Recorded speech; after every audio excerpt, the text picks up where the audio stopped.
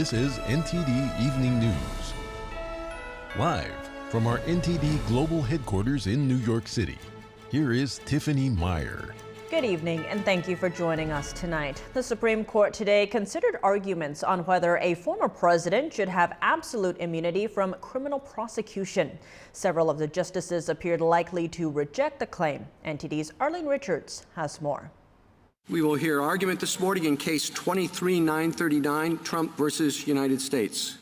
A majority of Supreme Court justices on Thursday seem poised to reject former President Trump's sweeping claim that he is immune from criminal prosecution.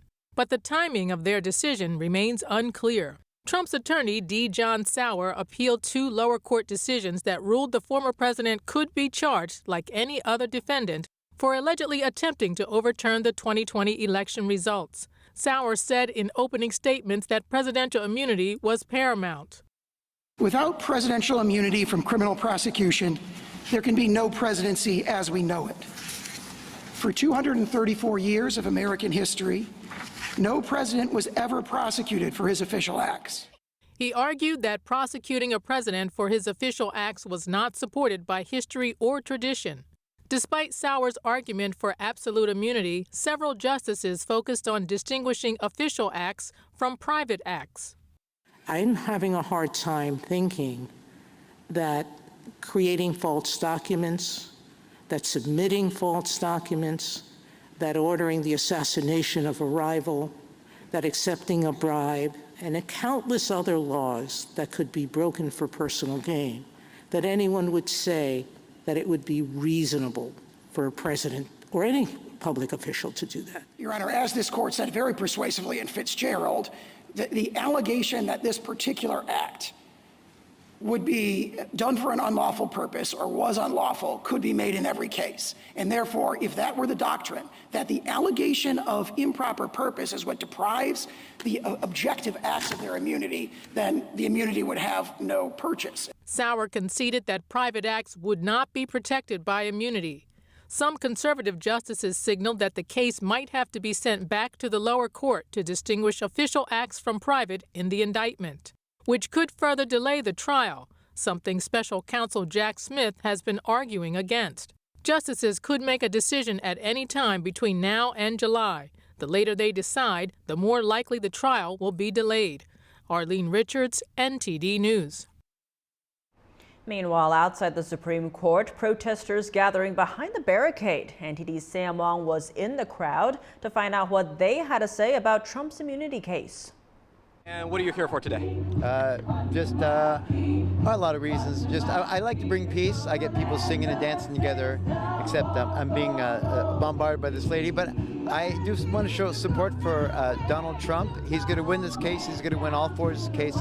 And I see you got Jack Smith on your beanie right now. And tell us what that's about. Yeah, Merrick Garland, the patriarchy, is responsible for this delay in this thing. So finally, after all that time, nearly 2 years, Jack Smith is the person responsible, and I'm all here for it. So do you think the president should be immune from prosecution? All presidents are. But there is a process called impeachment. They made 2 attempts. He was acquitted both times. There should not be complete immunity. If it was, then we basically would be like Russia. The man, his entire life, from when he was a 5-year-old, he was throwing rocks at a baby. He's evaded responsibility throughout his 77 years. I see on your signs here, it says, on your sign, it says, "Cuckoo, toxic loser." So what's that all about? Cuckoo, you know that colloquialism? Now, if Trump won and he started attacking Biden, you watch them get how mad they'll get. If the tables are turned, Trump won't do that. It's obvious that the American people really do love Donald Trump, and that it'll be a landslide, as he puts it. Former Trump attorney Rudy Giuliani was indicted in Arizona yesterday for allegedly seeking to overturn the results of the 2020 presidential election in the state. He's among 18 people charged with illegally claiming electoral votes for former President Trump. NTD's Jeremy Sandberg has the story. An indictment unsealed Wednesday accuses Giuliani and other Trump allies of attempting to pressure election officials in several states to overturn the election won by President Biden. The papers also list, quote, a former U.S. president, a likely reference to Trump, although he was not indicted.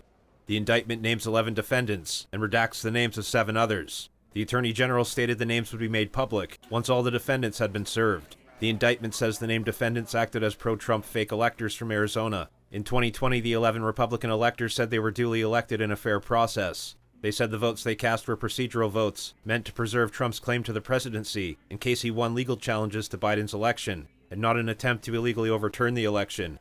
Giuliani's spokesperson confirmed that Giuliani's name was one of those redacted, but he is easily identifiable from his description as the mayor, who presided over a hearing in Phoenix in 2020 where he alleged negligence from election officials. Giuliani's spokesperson called the indictment an example of weaponization of the justice system that does irrevocable harm to the country.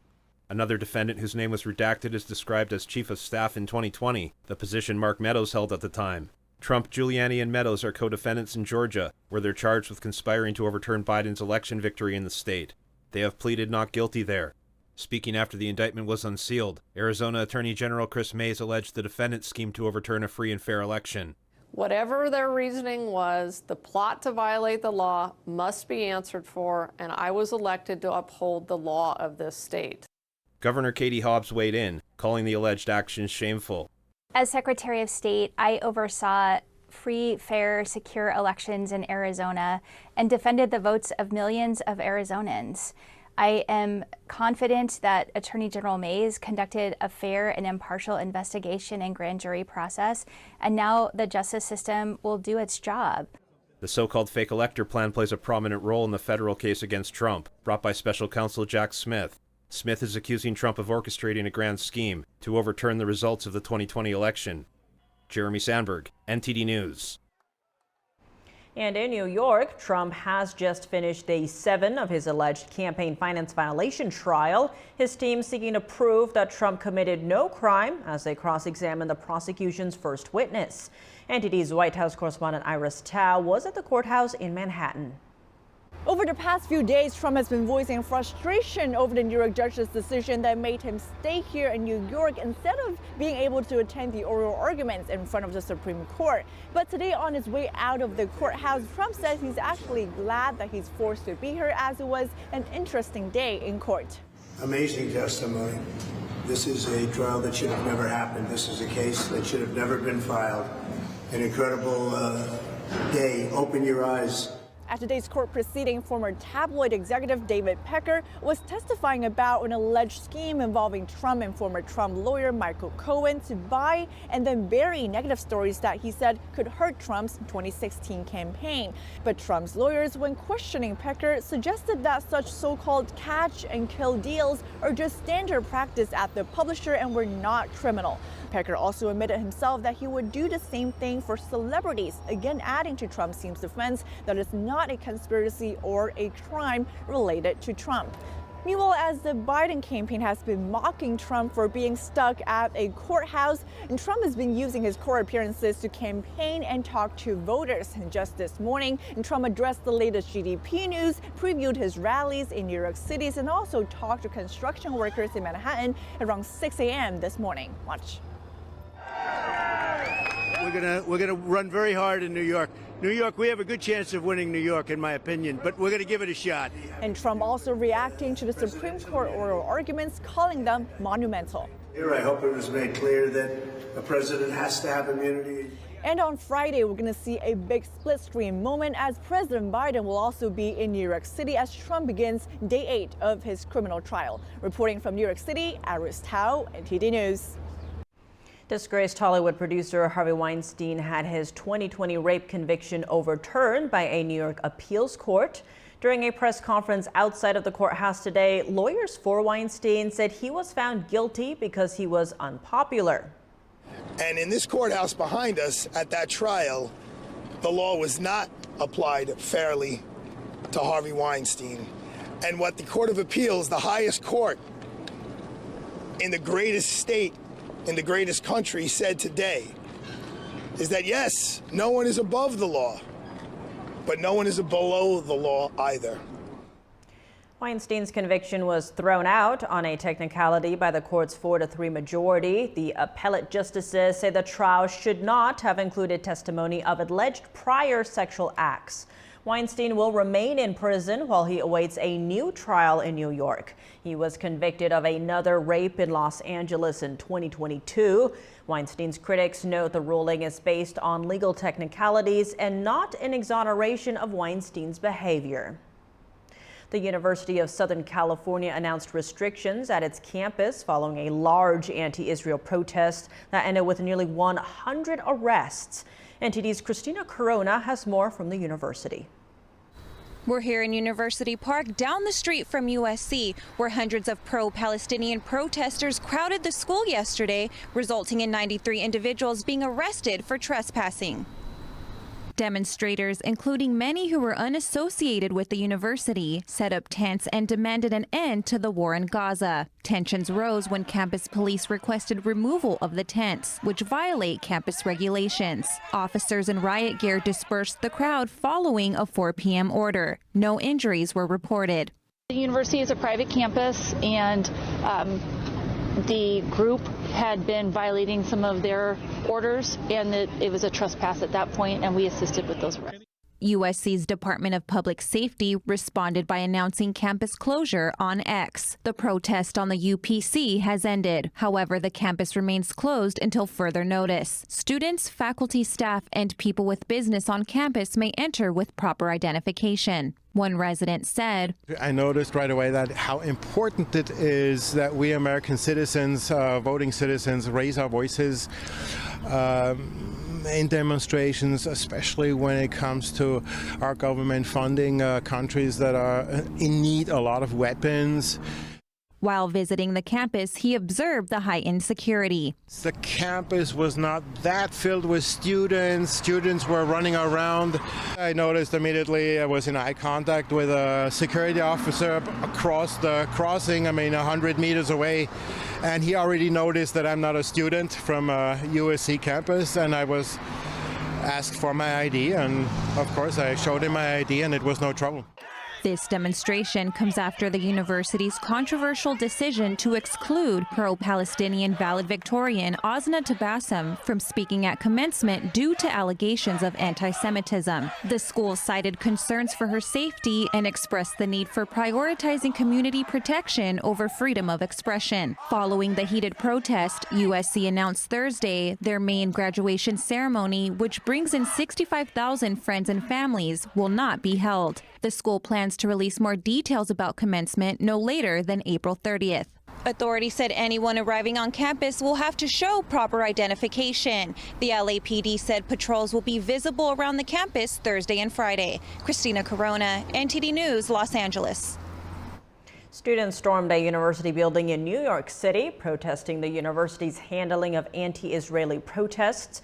Protesters were holding up banners saying it doesn't end with a ceasefire. Here's what one had to say. Immediate ceasefire, of course, but the ultimate solution is you can't oppress a people. It's ungodly, and God warns us that if you'll do such a thing, it will bring to catastrophic results by doing such an injustice. He argued that current anti-Israel protests are anti-Zionist instead of anti-Semitic in nature, but the World Jewish Congress identifies anti-Zionism as the latest form of anti-Semitism. It says anti-Zionism is used as a tool to ignore blatant anti-Jewish hatred and often leads to violence. Families and friends of hostages protested in Israel today after Hamas released a disturbing video. Meanwhile, after 2 weeks without incident, Yemen's Houthi terrorist group says it's resumed its attacks in the Red Sea. NTD's Jason Perry has the latest and a warning. This report contains footage that some viewers may find disturbing.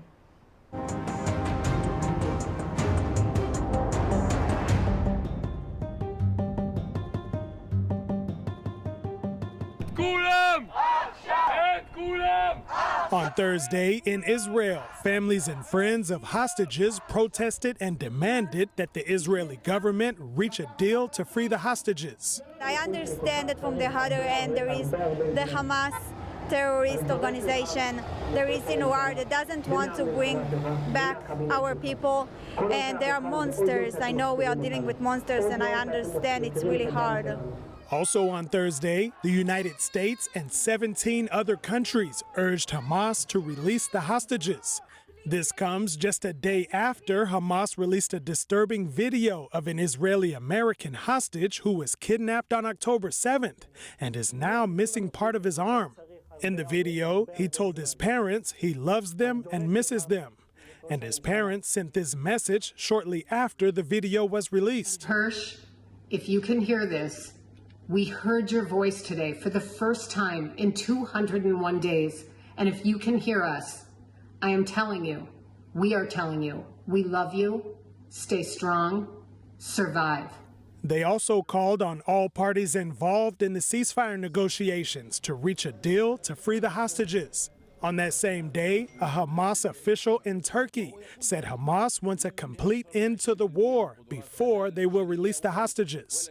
And when an Israeli government spokesperson was asked about a ceasefire deal on Thursday, he put the blame on Hamas. They walk away from any potential deal, even though Israel has really gone to extreme efforts to try and get our people home.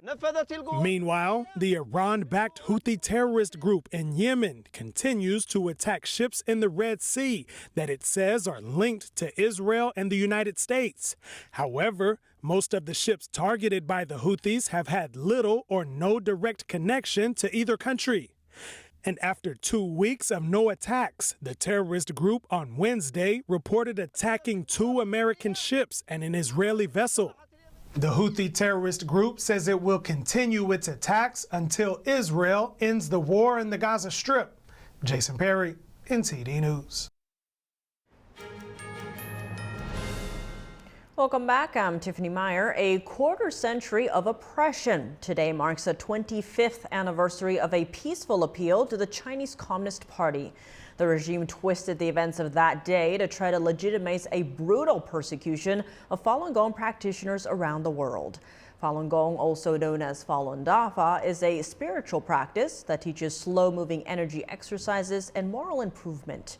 To reflect on the April 25th appeal and its significance, earlier we spoke with Levi Browdy, Executive Director of the Falun Dafa Information Center.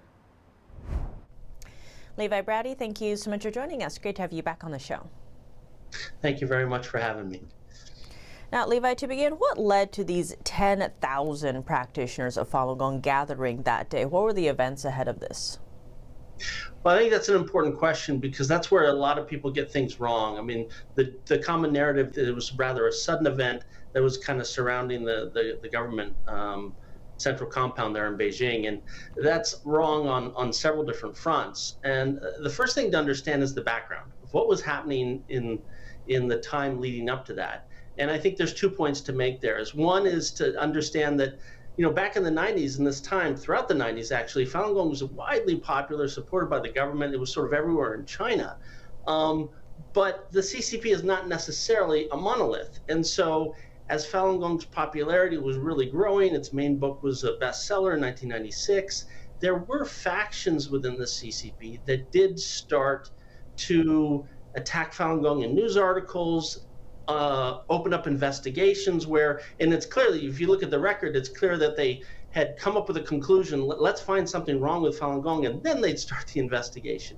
And so these kind of things were happening as early as the latter part of 1996 and sort of going on in 97, 98. And so by the time we get to the spring of 1999, in the nearby city of Tianjin, another one of these articles kind of attacking Falun Gong in sort of a political way was published on April 11th. And so as some Falun Gong practitioners had been doing to previously attack articles in China of the last few years, they went to Tianjin. But what was different this time is that those practitioners were beaten, they were thrown in prison. That was something that was new. That had never happened before. And so a lot of the Falun Gong practitioners in the area became concerned. They wanted to go to Tianjin and talk to the paper and trying to figure out what the misunderstanding was. And they were told by government officials, no, don't come to Tianjin. Go to the appeals office in Beijing. And so that's a key thing that most people miss. There were factions within the CCP that were telling the Falun Gong practitioners, go to Beijing, go to Beijing. And so on April 25th, the word got around, and you have actually more than 10,000 Falun Gong practitioners going to the appeals office, which is the normal place that you go to when you have a grievance with the government. It happens to be adjacent to Zhongnanhai, the central leadership of the Communist Party. And so that's really how this event unfolded.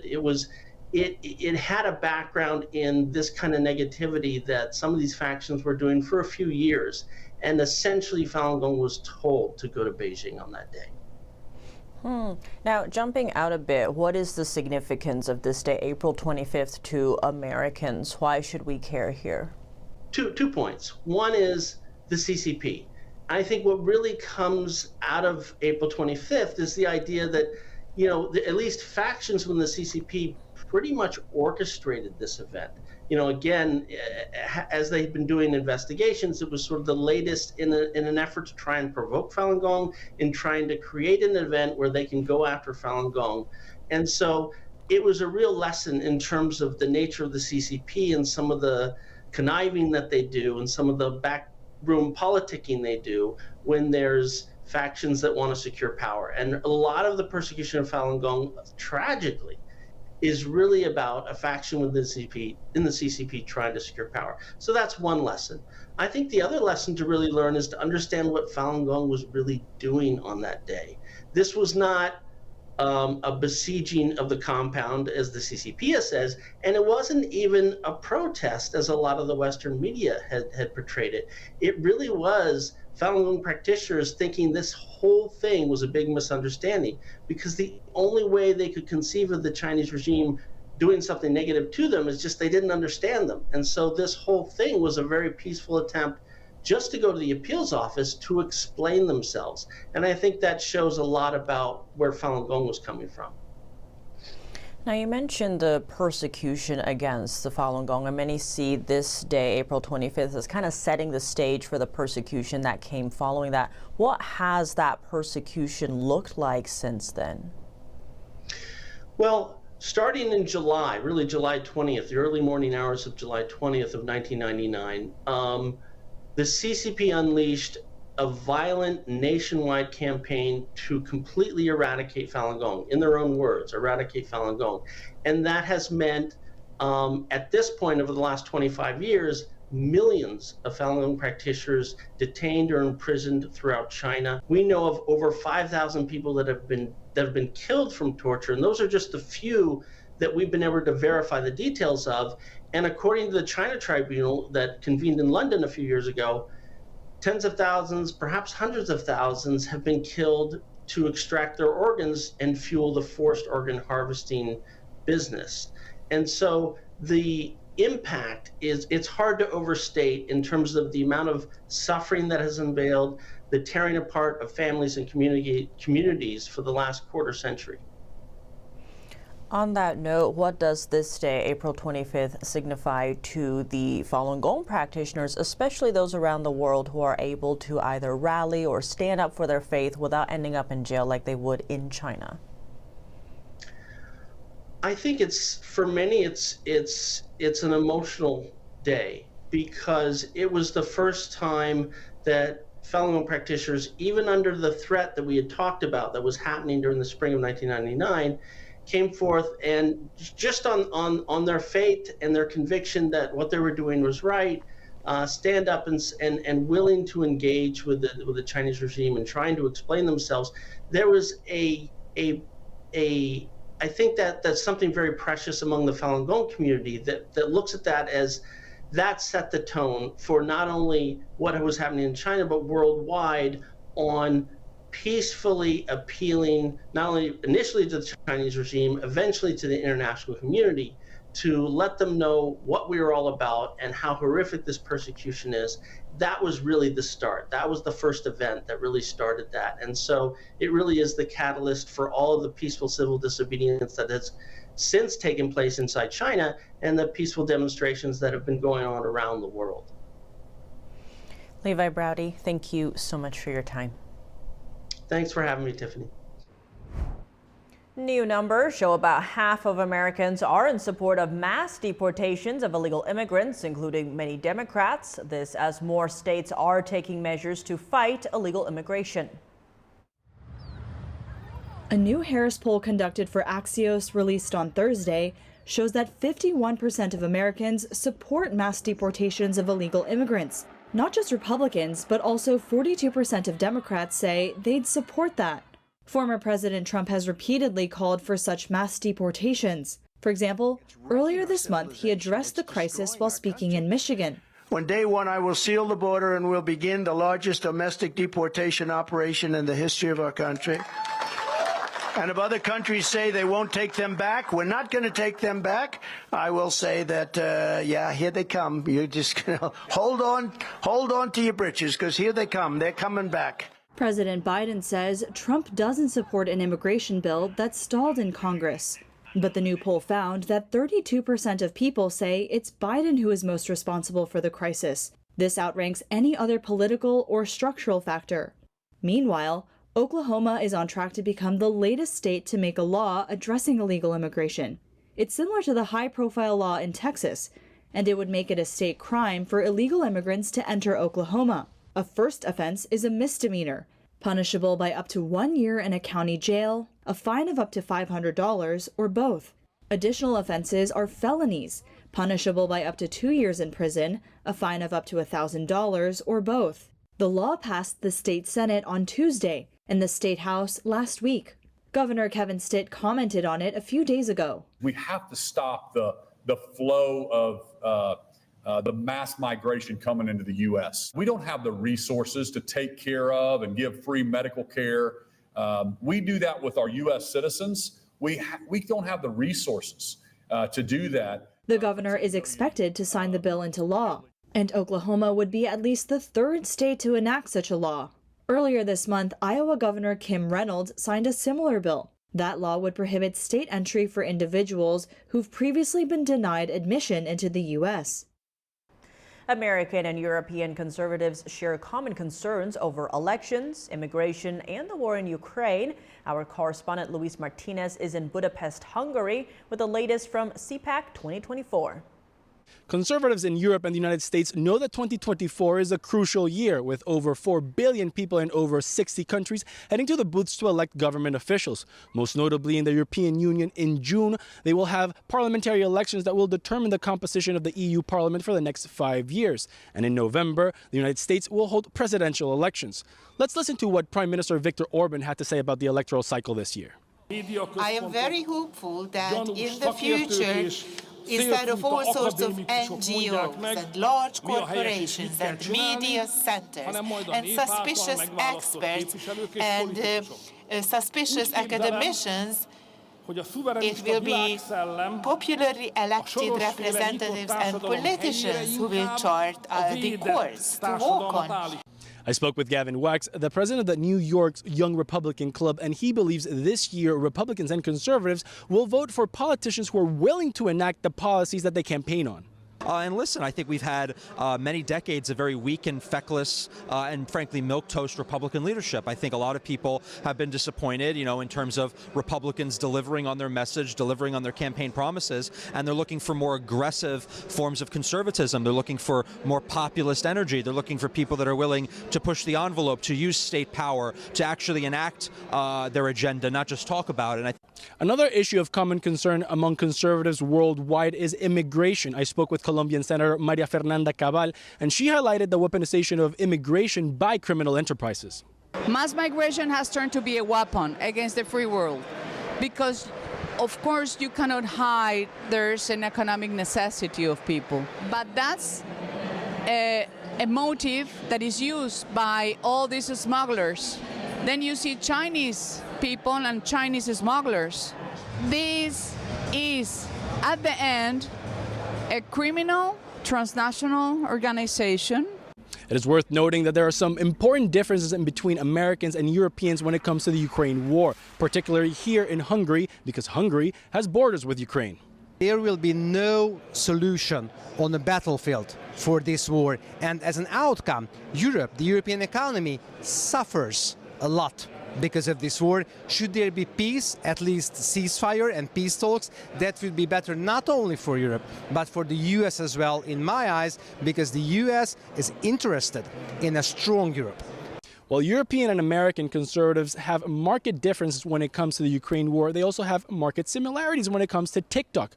Over 10 countries in the European Union have restricted, one way or another, the social media app. Reporting from Budapest, Hungary, Luis Eduardo Martinez, NTD News. Joining me now to discuss Trump's immunity case before the Supreme Court is Bob Barr, former congressman, attorney, and Clinton impeachment manager. Congressman, good to see you again. Thanks for joining us. Now, the justices seem skeptical that former President Trump should receive absolute criminal immunity, but appear to be open to allowing some level of immunity for presidents. What do you make of today's arguments and the justices' response? It was actually one of the most interesting arguments that I've ever heard. I'm, of course, much older than you are, and I remember the Nixon, the Watergate scandal, in which Nixon was very nearly impeached back in the early 1970s. And I think the problem with Nixon is haunting us here today from the standpoint that very clearly Nixon would have been prosecuted for crimes that he committed while president, but after he resigned the presidency. Those cases were never tried, and of course, therefore, the issue of presidential immunity, which was perfectly encapsulated in that instance, never came up because President Ford pardoned President Nixon. So the Supreme Court really, for the last 5 decades now, has never really addressed this issue. The arguments today were extremely interesting. I don't think, as you indicated, that the Supreme Court will go along with either side completely. The real question, I think, from a practical standpoint is, will they make any decision or simply kick it back to the lower courts for resolution, which would then make it virtually impossible from a practical standpoint to have resolution of the case before the election in November. And now the core arguments this morning seem to boil down to a president's official act versus private acts in regards to Trump's actions during the 2020 election. Help us understand why the justices are honing in on this distinction. It's a very good question, because the Constitution doesn't talk about official or unofficial acts. The magic of our Constitution is the fact that, unlike most other constitutions or operative governing documents in other countries, our Constitution doesn't tell us exactly what government should do. It doesn't tell us exactly what the president should do. It simply sets the parameters for governing, and then spends most of its time, particularly the Bill of Rights, for example, telling us what government can't do. So it's a practical question, other than when the president does something as commander-in-chief, and there is a lot of case law on that. When a president does something that could cross the line from legal to criminal act, you really have not much to go on.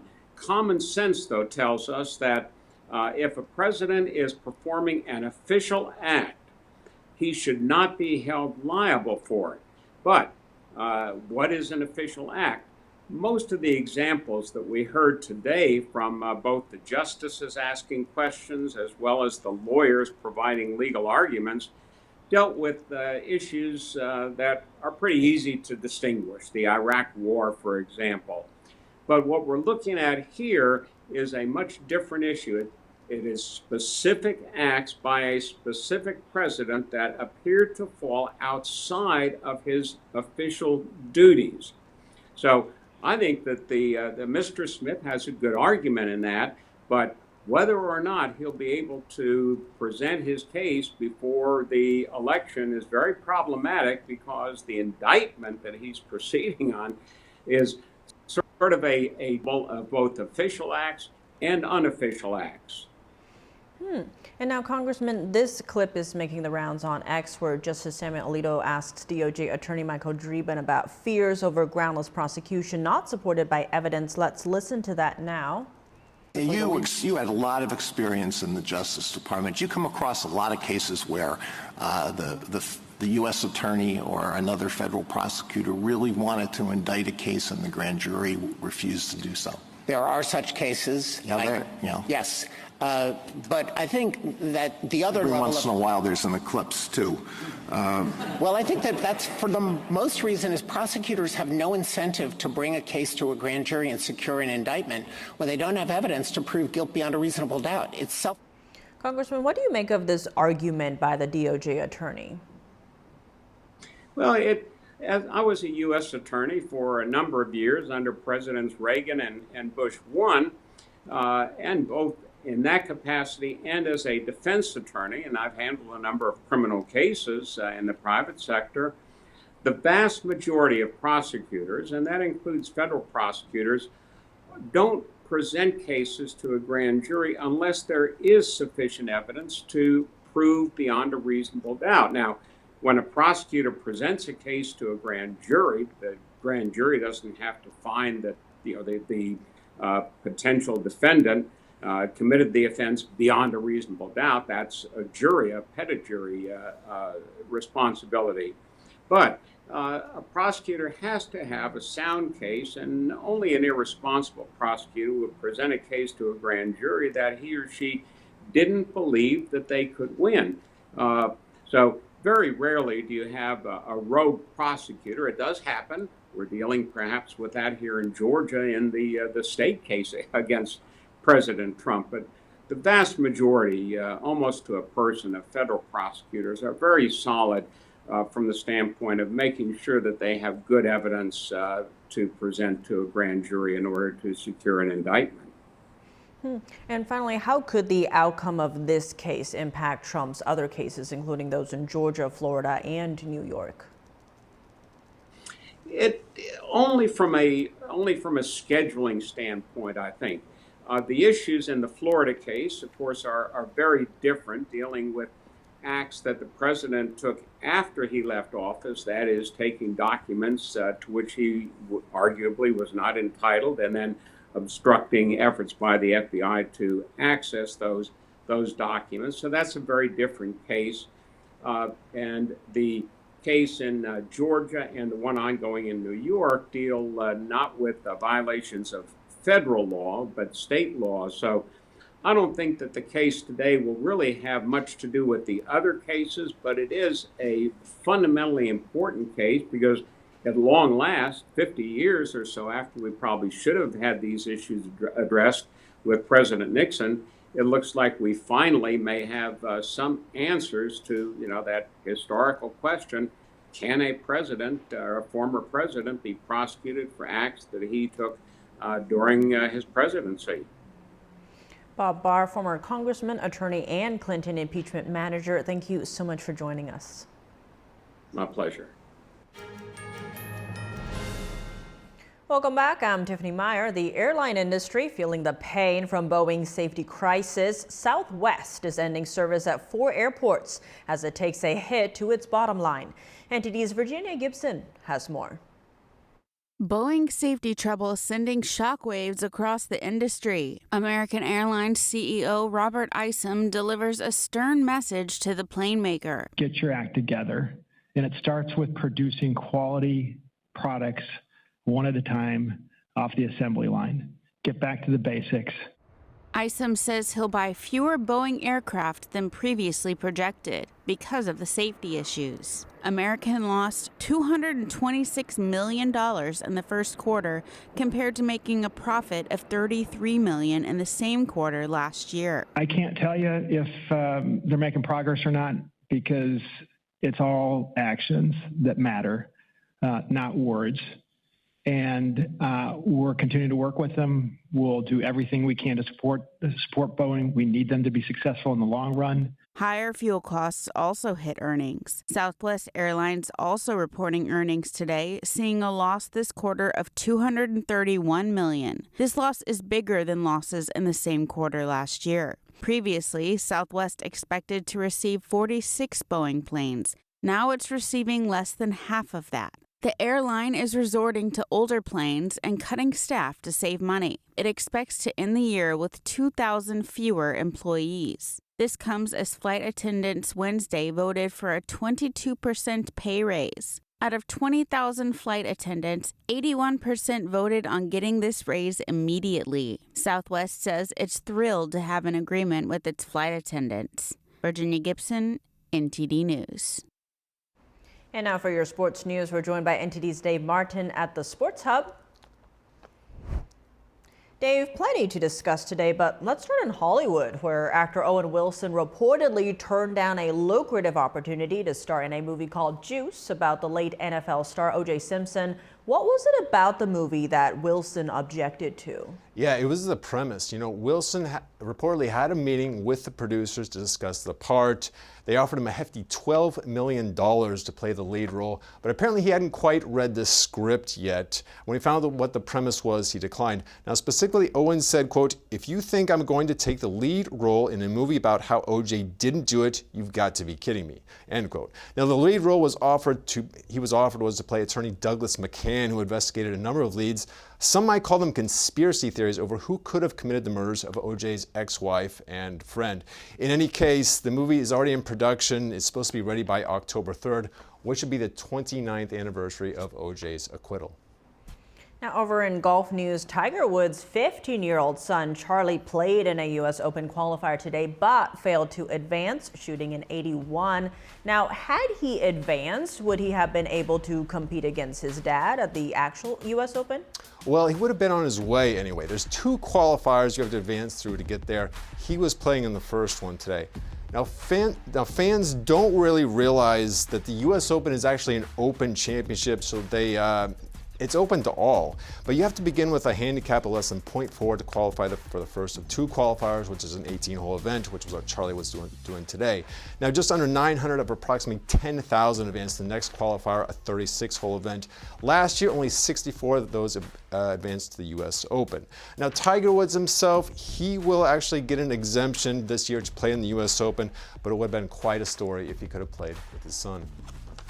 Shifting gears to football, the NFL draft starts tonight. Some years there seems to be a consensus #1 pick that every team wants. Is this one of those years?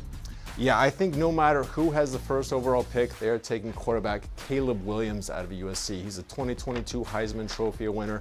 The guy makes all the throws. He can extend plays with his legs. He knows how to read defenses, although that gets a lot tougher in the NFL. But another player who's going to be picked high, I believe, is going to be Marvin Harrison Jr., widely believed to be the best receiver in the draft. Excellent route runner, great speed, great pedigree too. His dad actually is a Hall of Fame receiver for the Indianapolis Colts for about a dozen years. I think he goes 4th overall to Arizona. Now, a third player we'll look at, Brock Bowers, tight end of Georgia. The guy is maybe a bit small for a tight end. Most tight ends are like 6'5", 6'6", but the guy is like a wide receiver basically in a tight end's body. Won 2 championships at Georgia. I think he'd go as high as number 10 to the New York Jets for Aaron Rodgers to give him someone to throw to. Now, looking at the draft order, the Chicago Bears seem to have quite an advantage here with both the 1st and 9th overall picks. How did they end up with that good fortune? Yeah, this is from a trade last year. The Chicago Bears got this #1 overall pick from Carolina, and this is their 9th overall pick themselves. Carolina, unfortunately, had a horrible year this year, 2-15. So unfortunately, the draft order is the reverse of how you finished. They were last, so unfortunately, this goes to the Bears. Bears have 2 of the top 9 picks. I think they're going to have a really good night tonight, unfortunately, at Carolina's expense. Well, Dave, as always, thanks for joining us. Thanks, Steph. And that's all for today's news. For round-the-clock coverage, visit us at ntd.com or download our NTD app. Thanks for tuning in. I'm Tiffany Meyer. Good night.